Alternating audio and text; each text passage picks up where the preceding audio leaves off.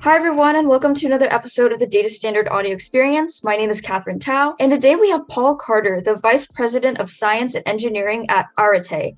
And Arete is an advanced science and engineering company that provides innovative solutions faced by the U.S. defense and intelligence agencies. And he has a wide background in a lot of engineering management, business intelligence, as well as research and development. And so it's clear that you have a lot of different background to really pull from all of your experiences. So I'm excited to dive deeper into this conversation with you throughout the podcast. Great. Well, thanks, Kat. It's a pleasure to be here. I'm excited too. Yeah, and we're so excited to have you. And could you go ahead and just introduce yourself and tell the audience more about your background? Sure. Yeah. I'm a cat person, and maybe I lost half your audience right off the bat by saying that. But yeah, I'm really grateful to be invited to be on your program. Feel a little bit like a fish out of water because just to be clear, I'm not a data scientist myself. Since getting a degree in physics many years ago, I've been at my company Arete for over 20 years. As you mentioned, Arete provides hardware and software, remote sensing systems in national security applications. Basically, my job is to help organize the technical talent to support all our different product lines and business areas and foster a rewarding work environment. I'm responsible for hiring, training, career development, succession planning, labor planning, performance management, and just generally supporting our teams and advancing the state of the art in their different areas of expertise. At Arete, we have scientists and engineers in fields ranging from systems, mechanical, electrical, optical engineering, physical scientists, algorithm developers, certainly including data scientists and software developers. And I'd say despite being a small company, we have dozens of products and projects being executed in parallel. We have a matrix organization where teams are geographically diverse, technically diverse, and each individual is likely to support multiple projects in parallel. So it's a very complex operation despite its relatively small size, and I'm proud that we can accomplish so much as a small business, remain agile, and make such a big impact on national security. Absolutely. And it's clear from everything that you just mentioned that your organization works on a lot of different key aspects in the technology field right now. And I wanted to also dive deeper into just your current role and the pathway of how you kind of graduated. So you graduated from Rice University with a bachelor's degree in physics and math. And you also were graduated from Caltech with a PhD in physics. And you're now the VP at your current company. So could you just tell us more about how that journey kind of went for you, and how did you know that this was the field that you wanted to be in? Yeah, no, great question. And my vision for myself after graduating from Rice with a physics and math degree was to have an academic career. And I went on to study experimental nuclear physics at Caltech with that in mind. I did my thesis work with an international collaboration running an experiment at the DAISY accelerator in Hamburg. So I am used to work with plenty of data in nuclear particle physics, but not using what I would call modern data science techniques, but definitely a lot of data analysis. Midway through my graduate program, I started to kind of reassess what I wanted to do with my life, not because I didn't enjoy academics, but largely because I met this nice girl who had a family in Southern California, and I just wasn't sure I wanted to commit to what have probably been a couple different postdocs before settling into some kind of semi-permanent academic career. So I decided to look at industry, but I was very concerned about finding something that would give me the intellectual challenge, an opportunity to use my physics and data analysis skills. So I did wind up going to a defense contractor, Arete, headquartered in Southern California, and I feel really lucky that I found it because it really did offer me exactly what I was looking for. I had lots of extremely talented colleagues, including several who came from particle physics as well, and as well as a lot of really challenging, interesting problems to work on that made a real impact on national security. So it was all very gratifying. over my career at Arte, I have gradually migrated from an individual contributor role into leadership roles. At first, they were technical in nature, so being a principal investigator, then eventually getting to more programmatic responsibilities. Did that for many years, and then gradually took on line and divisional management. I was the deputy director for one of our divisions for a time, and then finally wound up in the position that I hold today. Yeah, no, that's great to hear. And clearly from everything you just mentioned, your role is very technical and your background is very technical with your education as well. But being a leader also has to do with a lot of people skills and a lot of people management as a leader. And so what is your philosophy on good management and what are some best practices that you have? Yeah, definitely my role is very focused on people management. And I did have to make that transition from technical work. And I may just say, a few words about that. I think, maybe some in your audience might be considering a step like that at some point in their future. And it can be one of the most difficult but rewarding career moves you can make. So I wouldn't take it lightly and I wouldn't do it too soon, right? So take the time to develop your individual talents first in your career, because that's going to serve you well, whatever direction your career takes. And I would say, trust your instincts, whether or not it's for you. It's not for everyone. And don't do it if it's just about career advancement, right? Follow your passions. If people management is something you're curious about, then go for it. If you can test the waters gradually, that can help, if take on maybe a small project or lead a small team and just see if it's for you, right?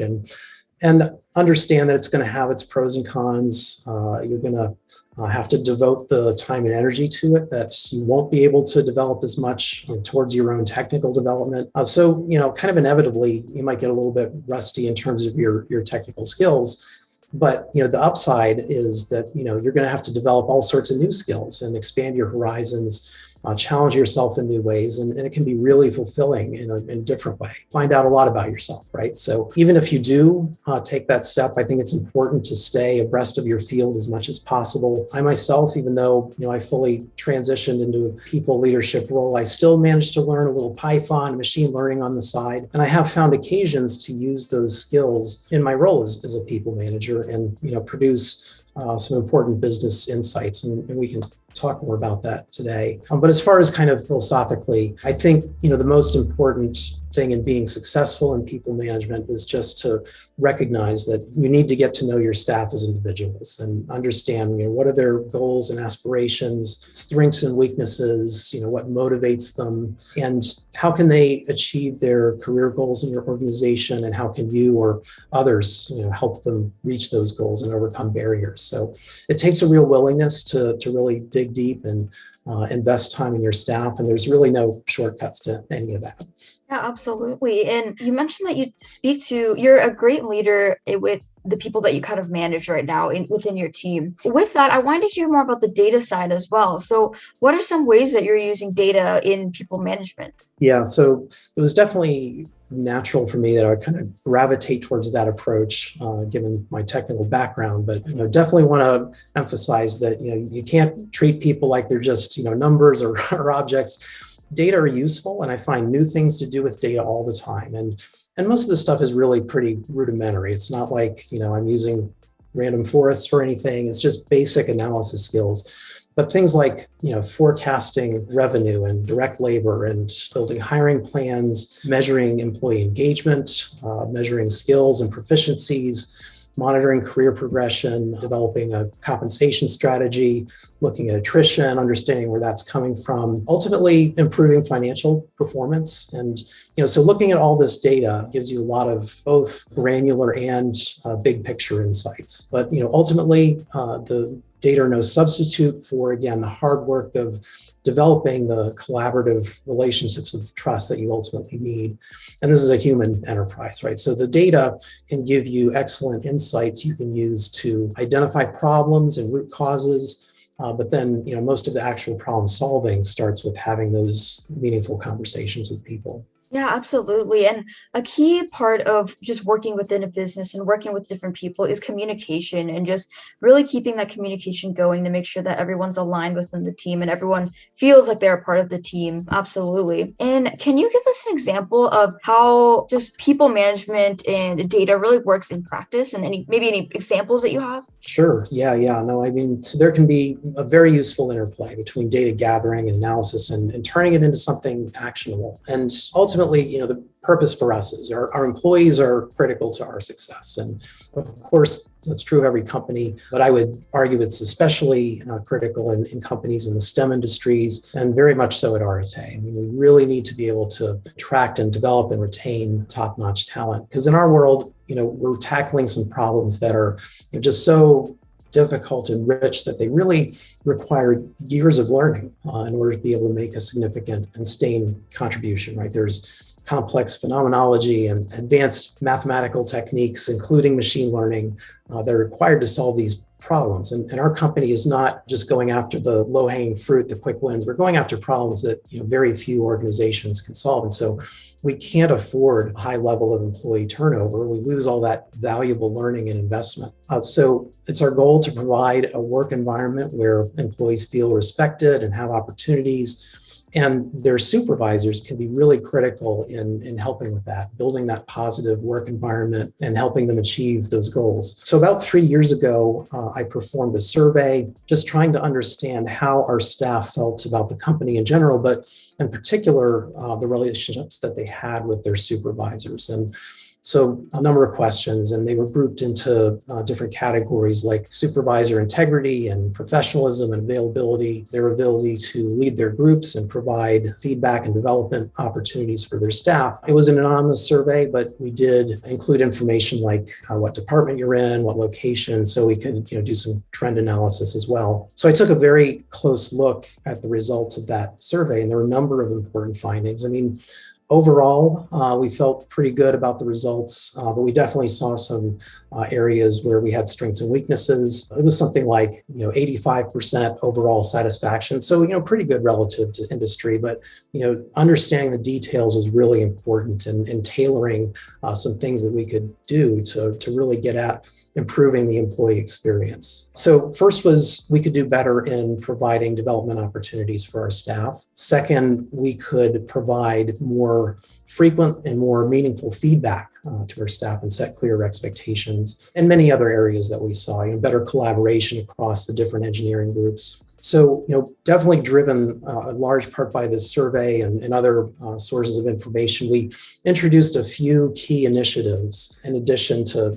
other measures. And so one was our corporate HR team rolled out an employee development initiative, and it included sort of a shift in emphasis away from that, annual performance review towards more of employee development planning and career planning. So just a shift in emphasis, helping our employees develop goals, kind of provide a structured way for them to have development conversations with their supervisors, offer them work hours they could use towards fulfilling any of these development objectives, online resources like coursework through Coursera, LinkedIn Learning, and all of this provided encouragement and resources and accountability and kind of a structured framework for helping them advance their skills and careers. The other major thing we did as a result of this was offer leadership coaching, and particularly for our supervisors, but other company leadership as well. We had a leadership offsite that was really productive. And then we followed that with one-on-one monthly leadership coaching so that every supervisor has an opportunity to discuss with an expert coach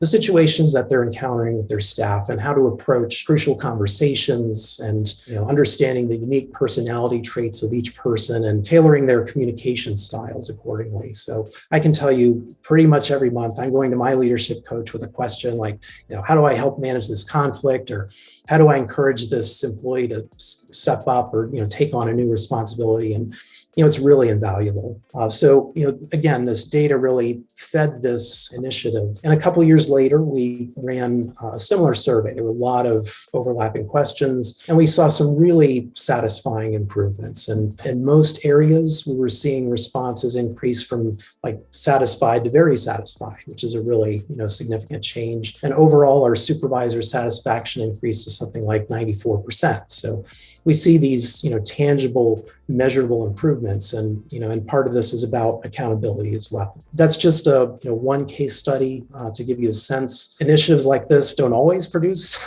spectacular results. I mean, some things just don't work out, but I think taking this approach towards understanding and helping our talent grow is really helpful. Yeah, absolutely. And I think it's interesting that you brought up about the just coaching for senior executives just to be able to lead the team well. I think that's great to hear. And I know that a lot of different organizations also do kind of like personality tests for each of their employees. And I think that's so interesting to see how much that's actually used in businesses to really help grow the team and just know what everyone's strengths and weaknesses are, what everyone's comfortable with. So it's great to hear that. And Paul, I wanted to say thank you so much for joining us on the Data Standard. It was so great to speak with you today.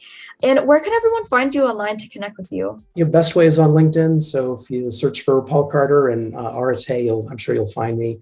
I'd love to connect with the Data Standard community. And my company, if you want to look us up, it's at arete.com. That's ARETE. So definitely check us out. Yeah, perfect. And to our audience, for more information on the Data Standard, you can find us at www.datastandard.io, as well as on our LinkedIn and YouTube channel. Thank you so much, Paul, for joining me today. It was so great to speak with you today, and I hope to speak to you again soon. It's been a real pleasure. Thank you.